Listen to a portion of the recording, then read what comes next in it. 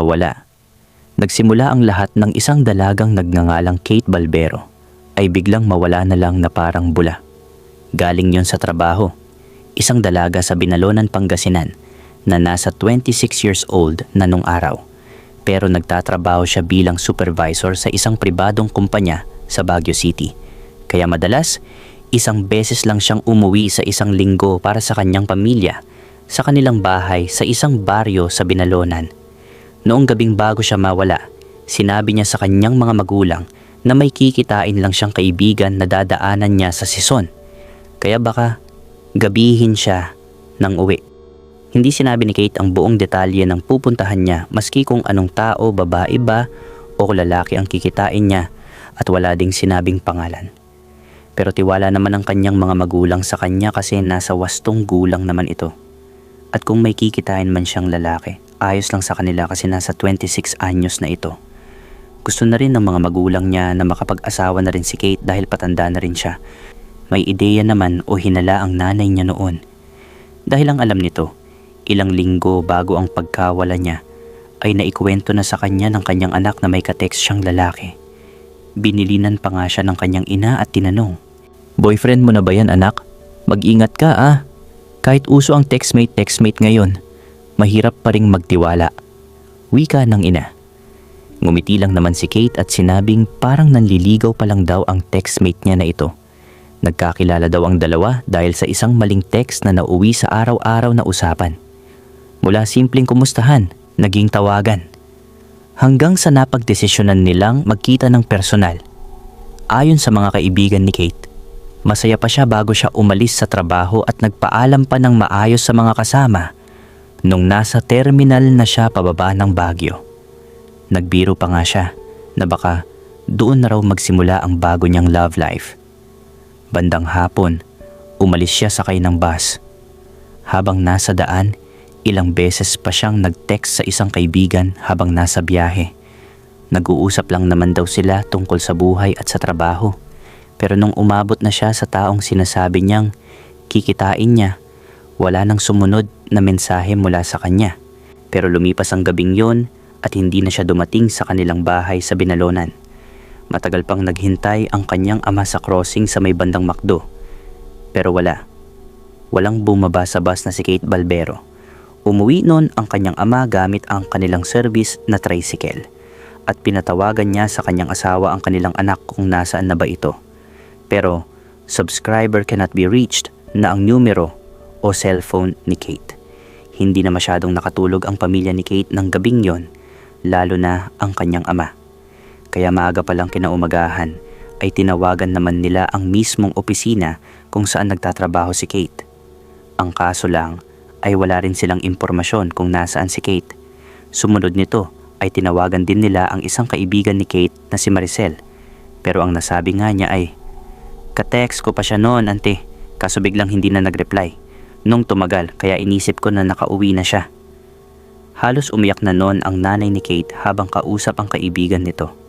Samantalang ang ama naman ni Kate, gamit ang tricycle nito, ay halos libutin na ang buong bayan sa mga kakilala nitong kaibigan ng kanyang anak kasi baka nakituloy daw. Kahit ano na lang na paraan ay ginawa niya para makita si Kate, pero wala. Sa buong araw na paghahanap nila ni anino ni Kate ay hindi na nila nakita. Pare-pareho ang sagot ng mga kaibigan nito. Wala silang alam o balita. At huling alas na lang ng pamilya ay yung text ni Kate na may kikitain lang siyang kaibigan sa may bandang Sison, Pangasinan. Dahil hindi na normal ang nangyayari, nagtungo ang pamilya sa pinakamalapit na himpilan ng pulis para i-report ang pagkawala ng kanilang anak. Mabilis na kumilos ang mga pulis at agad namang nagsimula ang investigasyon. Habang kinakausap ng mga pulis ang pamilya, isa-isang kinukuha ang mga detalye tungkol sa huling araw ni Kate. Kasabay nito, nagsimula ring maghanap ang mga kaibigan niya. Nagpunta sila sa mga lugar na madalas nitong puntahan. Naglagay sila ng mga larawan ni Kate sa mga tindahan, terminal at mga poste. Umaasa silang may makakakita o makapagbibigay ng impormasyon. Pero habang lumilipas ang mga oras at mga araw, lalo lang lumalalim ang misteryo ng kasong ito. Dahil ito ang nakapagtataka, pagkatapos ng halos isang araw na pagkawala ni Kate, may ilang kaibigan niya ang nakatanggap ng text mula mismo sa numero niya. Nakalagay sa mensaheng yon na huwag na raw silang mag-alala dahil nasa mabuting kalagayan si Kate. Pero nung ikinumpara nila kung paano mag-text si Kate nung hindi pa siya nawawala, ibang-iba ang construction ng words at sentence sa mga bagong text message nito. At napansin din yon ng mga pulis nung ipinakita yon ng mga kaibigan niya. Kaya sa teorya pa lang ng mga investigador noon, maaaring ibang tao na ang may hawak ng cellphone ni Kate. At yun ang dapat nilang hanapin. So ang sumunod na ginawa ng mga investigador ay sinubukan ding kunin ng mga ito kung saan huling kumonekta ang cellphone number ni Kate mula sa telecom company. Umaasa silang makikita nila kung saang cell tower huling kumonekta ang kanyang cellphone bago ito tuluyang mawalan ng signal. Pero hindi naging madali ang proseso. Kailangan pa nilang dumaan sa tamang legal na dokumento at maghintay ng pahintulot bago mailabas ang records. Nang dumating ang resulta, kulang ang impormasyong nakuha. Ang tanging nalaman lang nila ay ang huling cell tower na nakasagap sa cellphone ni Kate. Pero hindi sapat yon para matukoy ang eksaktong lugar kung nasaan siya o kung saan siya huling nakita. Sa mga panahong ito kasi, iilan pa lang ang cellphone na nakakagamit ng accurate GPS. Dahil dito, mas naging seryoso ang tingin ng mga pulis sa kaso. Hiniling nila sa pamilya na ibigay ang lahat ng impormasyon tungkol sa huling taong nakausap ni Kate habang sinusuri ang mga tawag at mga text sa cellphone records. May nakapagsabi na isang kaibigan na maaring ang nagngangalang Carlos Tarmidor ang huling nakasama ni Kate. Ito ang textmate pala ni Kate. Oo, maaring sa Season Pangasinan sila nagkita dahil yun nga ang nakasaad sa text ni Kate. Pero wala pa ring ebidensya ang mga pulis tungkol dito kung totoong bumaba nga si Kate sa Season. At dito na nagsimulang magkaroon ng direksyon ang kanilang investigasyon. Taong 2006 kasi nangyari ang krimen na ito, mga kaibigan, sa ating adaptation. Tahimik ang bayan ng Season. Karamihan ng magkakaibigan at magkakarelasyon sa text lang nag-uusap ng mga panahong ito. Marami ring nagiging textmate na nauuwi sa personal na pagkikita at minsan pa nga ay nauuwi sa kasalan. Ito yung mga panahong ira ng pakikipag-eyeball noon. Si Kate o si Caterina Balbero ay kilala ng mga katrabaho bilang masipag at responsableng dalaga. Hindi siya basta-basta umaabsent at lagi niyang ipinapaalam sa pamilya kung saan siya pupunta. Maganda at dalagang Pilipina ang kilos nito. Yun nga lang ay napunta siya sa maling sitwasyon. At sa attempt nga ng mga pulis na pasukin o humingi ng tulong sa mga telecom company sa lugar, 2 araw matapos ang pagkawala ni Kate, nakita nila ang mga sumunod na record na hinihiling nila. Doon nila nakita ang isang numerong halos araw-araw niyang kausap sa loob ng ilang linggo. Ang numerong yon ay nakapangalan kay Carlos Tarmidor na siyang nagpatibay sa sinabi rin ng isang kaibigan ni Kate. So totoo nga, si Carlos ang huling ka-text ni Kate nung araw bago siya mawala. Pero ayon sa pamilya at ilang katrabaho ni Kate, ngayon lang din nila narinig ang pangalang yon. Pero totoong pangalan pala ito dahil makalipas ang ilang araw, sa pagpuspos ng mga pulis na mahanap ang lalaki, ay nakuha nila ang address ni Carlos. Agad nila itong pinuntahan. Taga Puso Rubio pala ito. Hindi naman siya nagtatago nung maabutan nila. Maayos pa niyang hinarap ang mga pulis. Sinabi niyang nagkita nga sila ni Kate sa Season. Sinalubong daw niya ito doon. Nagkaroon pa nga daw sila ng hapunan sa isang kainan. Pagkatapos nito ay nag-usap lang daw sila saglit. At nung gagabihin na sila, una raw niyang pinasakay sa bus si Kate para makauwi na ng Binalonan. Nagpaiwan daw muna siya saglit sa Season dahil may kikitain pa raw itong tao. Ayon kay Carlos, buhay at maayos pa raw si Kate nang huli niya itong makita sa pagsakay nito sa bus. Nagkawayan pa nga raw sila para magpaalamanan. Pero habang kinakausap siya ng mga pulis, may ilang bagay na hindi nagtutugma sa mga sinasabi niya. Isa pa, masyado siyang kalmado. Pero hindi naman siya nagtatanong kung bakit nawawala si Kate. Para bang expected niya itong mangyari at alam na niya ang nangyari. Hinayaan lang siya ng mga pulis kahit basang-basa nila ang mga kilos nito. Pagkatapos, nun ay inihiwalay ng mga pulis ang mga magulang ni Carlos sa kanya. At sa labas naman ng bahay, kinausap ng ibang pulis ang nanay at tatay niya at ito ang napiga ng mga pulis sa mga magulang niya. Nung gabing nawala si Kate, madaling araw na raw na dumating sa bahay nila si Carlos sakay ng kanyang motorsiklo. Pero nung hanapin ng mga pulis ang motorsiklo, ay wala naman ito sa kanilang bahay. At sinabi lang naman ni Carlos sa kanila na hiniram lang daw niya yon sa isang kaibigan. Ngunit nang tanungin ng mga pulis kung sinong kaibigan at taga saan ito, ay bigla namang natameme si Carlos. Hindi ito makasagot ng tama, kaya doon na lalong lumalim ang hinala ng mga pulis sa taong ito. Nagsisinungaling si Carlos, alam ng mga investigador yon, pero wala pa silang malakas na ebidensya para damputin siya. Umalis ang mga pulis noon sa lugar nila Carlos, pero sinabi nilang wag lalayo si Carlos dahil gusto ng mga pulis na makipagtulungan siya sa paghahanap kay Kate. Pero hindi naman nito inamin na may relasyon sila ni Kate.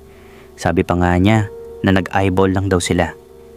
Nung araw ding yon, isinama si Carlos sa season kung saan daw sila nagkita ni Kate, pati yung kinainan nilang maliit na restaurant. Kaya doon na nag-umpisang magtanong ang mga pulis.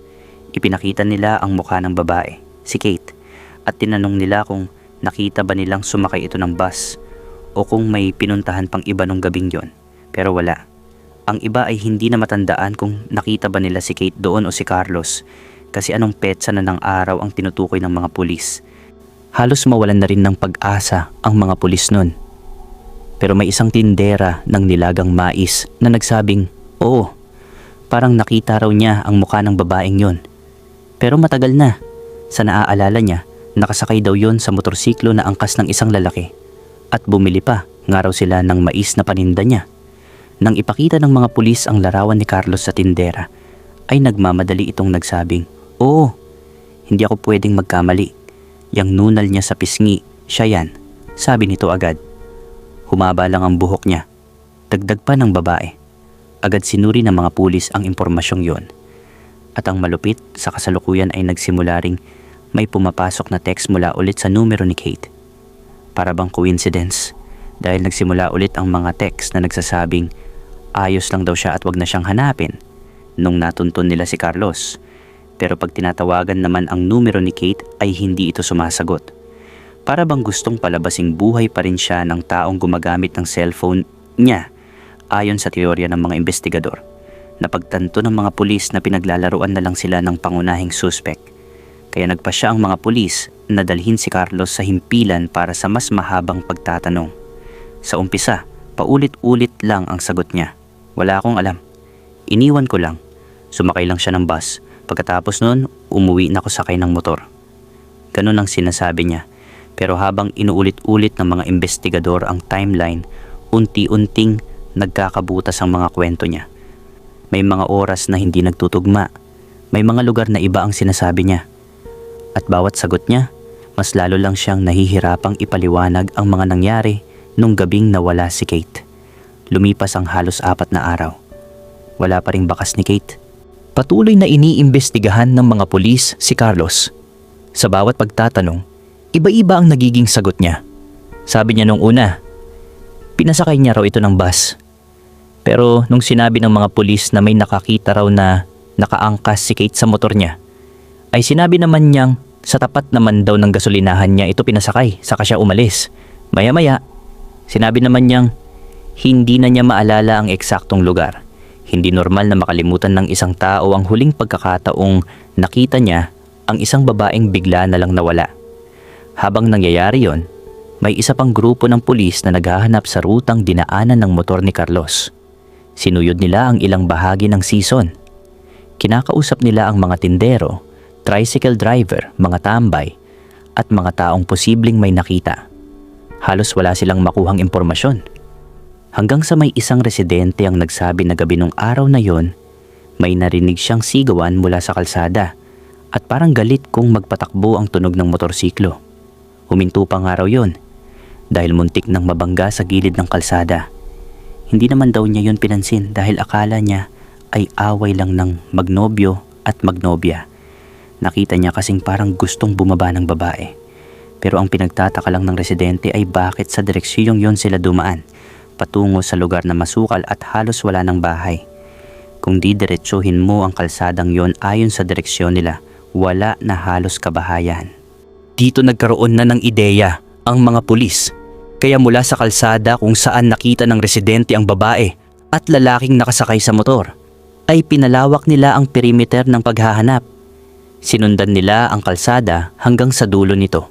At sa dulo pala, noon ay may ilang bahay at may ilog, pero matarik yun mula sa itaas. Habang umiikot pa ang mga pulis sa lugar, ay nakakita sila ng bahid ng tuyong dugo sa isang konkretong harang sa gilid ng kalsada, papunta sa masukal na bahagi ng lugar. Hindi pa nila alam kung dugo yon ni Kate o ng isang hayop lamang, pero agad nila itong kinuha para ipa-examine. At habang nagpapatuloy naman ang paghahanap kay Kate, muling kinausap ng mga pulis si Carlos. Sa pagkakataong ito, ipinakita nila ang mga impormasyong nakalap nila. Kaya dito ay natahimik lang si Carlos. Halos hindi na siya makatingin ng diretso sa mga investigador. Iba na ang itsura ni Carlos. Mukha na siyang pagod. Mukhang kinakabahan na. At bigla niyang sinabing, "May sasabihin ako." Tumahimik din ang mga pulis. Sinabi niyang, ang gusto lang naman daw niya ay may mangyari sa kanila ni Kate nung gabing yon. Gusto raw kasing makipagtalik ni Carlos kay Kate at balak daw nilang mag-check-in sa motel. Pero nagkaroon daw sila ng pagtatalo sa daan habang minamaneho niya ang kanyang motorsiklo. Tinanong naman ng mga pulis kung pumayag ba si Kate na may mangyari sa kanila sa kama.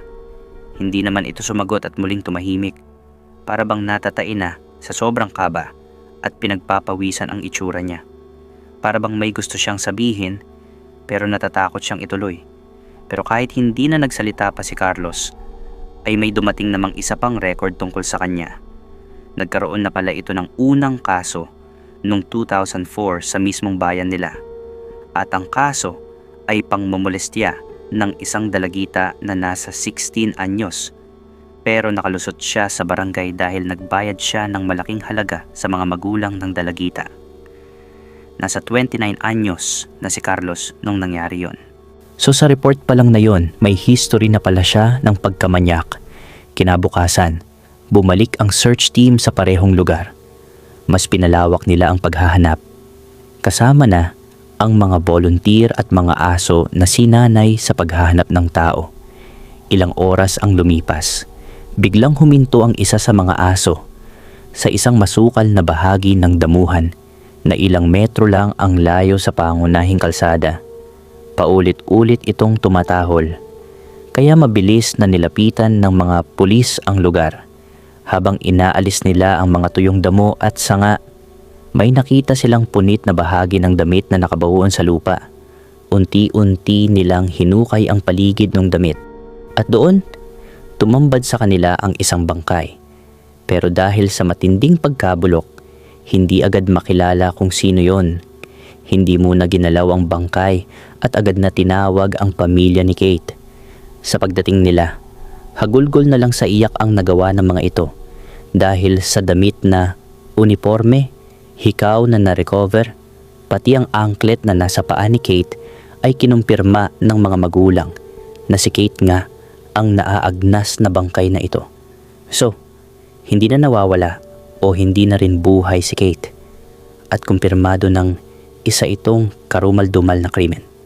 Matapos matagpuan ang bangkay, agad na isinara ng mga pulis ang buong lugar. Isa-isang kinuhanan ng litrato, ang crime scene. Lahat ng pwedeng maging ebidensya ay maingat na kinolekta. Kasabay nito, isinailalim sa autopsy ang bangkay, kaya mas lalo pang napatunayang si Kate ngayon. Lumabas sa autopsy na namatay si Kate dahil sa paulit-ulit na pagpalo ng matigas na bagay sa kanyang ulo, na maaaring yung batong nahukay rin malapit sa bangkay niya. At may mga sugat din siya sa mga kamay. Ayon sa mediko legal, palatandaan yon na pilit niyang ipinagtanggol ang sarili bago siya namatay. At ang nakakapanlumo ay positibong ginahasa siya bago o matapos siyang patayin. Habang hinihintay ang resulta ng iba pang ebidensya, muling ipinatawag ng mga pulis si Carlos Tarmidor. Sa pagkakataong ito, hindi na simpleng pagkawala ang kaso. Pagpatay na ang iniimbestigahan, ipinakita sa kanya ang mga resulta ng autopsy. Ipinakita rin ang ilang ebidensyang nakuha sa crime scene. Maya-maya, ibinaba niya ang kanyang ulo at bigla na siyang kumanta at sinabi ang ilan sa katotohanan sa nangyari. Sabi niya, oo, nagkita raw sila ni Kate sa may bandang season pag uwi nito galing ng Baguio. At dahil may motor naman si Carlos, ay yun ang ginamit niya na dati ay ipinakilala niyang motor daw ng kaibigan niya. At sa lahat ng sinabi niya, ang totoo lang ay yung kumain sila sa isang maliit na kainan. Pagkatapos nun, ang usapan pala nila ni Kate ay sasakay na si Kate sa kanya at sabay na silang uuwi. Ang usapan ay ihahatid ni Carlos si Kate sa Binalonan. Kaya umangkas si Kate sa kanya at yun na nga ang naalala ng nagtitinda ng mais na magkaangkas sila. Pero hindi pa sila nag-aaway ng mga oras na yon. Nagsimulang maging magulo ang kanilang usapan habang nasa daan at nag-uusap sila. Pinipilit ni Carlos na mag-check-in sila sa madadaanan nilang motel o pahingahan. Ibig sabihin, eyeball tapos bembangan na agad ang gusto nitong si Carlos. Siyempre, hindi pumayag si Kate dahil matino naman siyang babae. Ayaw niyang agad-agad ay makuha ang kanyang pagkababae. Kaya dito nagbago ang ruta ng pagmamaneho ng motor ni Carlos. At doon na rin nagtagpi ang sinabi ng isang residente sa nakita niyang nag-aaway na lalaki at babae sa motorsiklo hanggang sa umabot na nga sila sa masukal na bahagi ng kalsada. At doon ay pinilit ni Carlos na makipagtalik kay Kate hanggang sa nanlaban ito at sa kanya pinatay. At madaling araw na siya nakauwi sa kanila dahil sa pagliligpit pa nito ng mga ebidensya. Sinabi rin ni Carlos na nakatago lang pala sa isang sagingan ang motor niya na malapit din sa likod ng kanilang bahay. Itinago niya ito dahil yun nga ang sasakyang ginamit niya sa krimen.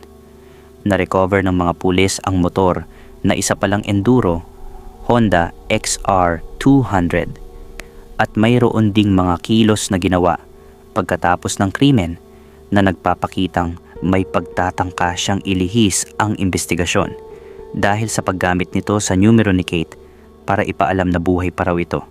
Dahil dito, tuluyan siyang sinampahan ng kasong murder at kasong panggagahasa.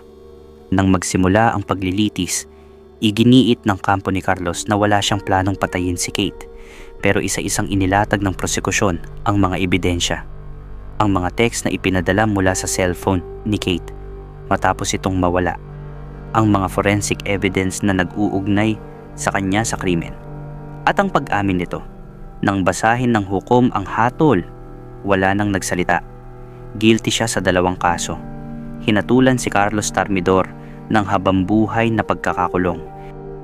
Minsan ay nakaka-curious nga namang makipagkita sa mga taong hindi mo kilala at nakakausap mo lang sa cellphone o smartphone ngayon. Pero hindi ibig sabihin na lahat ng makakausap mo dyan ay totoo at mabait kagaya ng inaakala mo. Tandaan nyo, kahit nasa modernong mundo na tayo ngayon, ganun pa rin ang mga demonyo sa paligid. Teknolohiya lang ang nagbago, pero hindi ang human nature ng tao na may pagkahayop.